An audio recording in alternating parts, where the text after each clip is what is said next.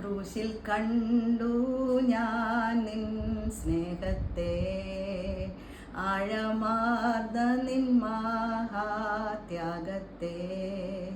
പകരമെന്തു നൽകും ഞാനിനി, ഹൃദയം പൂർണ്ണമായി നൽകുന്നു നാഥനെ.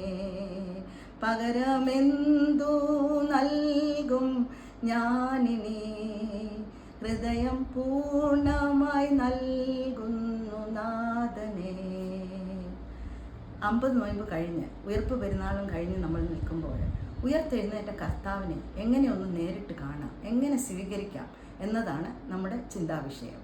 ഇതിനായിട്ട് കർത്താവ് 7 ഭൂതത്തെ പുറത്താക്കിയ മഗ്ദലന മറിയയും മറ്റു 2 സ്ത്രീകളും എന്താണ് ചെയ്തതെന്ന് നോക്കാം. അവർ തലേ ദിവസം തന്നെ സുഗന്ധദ്രവ്യങ്ങളെല്ലാം ഒരുക്കി വെച്ചു. അതികാലത്തെ എഴുന്നേറ്റ് സൂര്യൻ ഉദിക്കുന്നതിന് മുമ്പ് കല്ലറയിലേക്ക് പുറപ്പെട്ടു. അങ്ങനെ പോകുമ്പോൾ ആ സീൽ ചെയ്ത് വെച്ചിരിക്കുന്ന ആ വലിയ കല്ല് ആരുരുട്ടി മാറ്റിത്തരും, അതുപോലെ ക്രൂരന്മാരായ ആ കാവൽക്കാർ അങ്ങോട്ട് കടക്കാൻ സമ്മതിക്കുമോ എന്നൊക്കെയുള്ള ഭാരത്താൽ അവർ പോയി. പക്ഷെ അവരവിടെ ചെല്ലുമ്പോൾ അവർ കണ്ടത് ആ കല്ല് ഉരുട്ടി മാറ്റി ഇരിക്കുന്നു. അതുപോലെ ആ കാവൽക്കാരെല്ലാവരും ഭയന്ന് ഓടിപ്പോയിരിക്കുന്നു. അങ്ങനെ ഉയർത്തെഴുന്നേറ്റ കർത്താവ് മഗ്ദലന മറിയത്തിന് പ്രത്യക്ഷപ്പെടുന്നു. തോട്ടക്കാരനാണെന്ന് അവൾ തെറ്റിദ്ധരിച്ചെങ്കിലും കർത്താവ് വെളിപ്പെടുത്തി. കർത്താവ് ഉയർത്തെഴുന്നേറ്റു.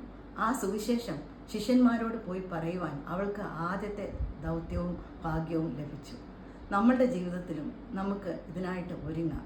നമ്മുടെ ദേഹം, ദേഹി, ആത്മാവിനെ നമ്മൾ വിശദീകരിച്ച് സുഗന്ധദ്രവ്യമാക്കാം. അതികാലത്തെ എഴുന്നേറ്റ് നമുക്ക് പ്രാർത്ഥിക്കാം.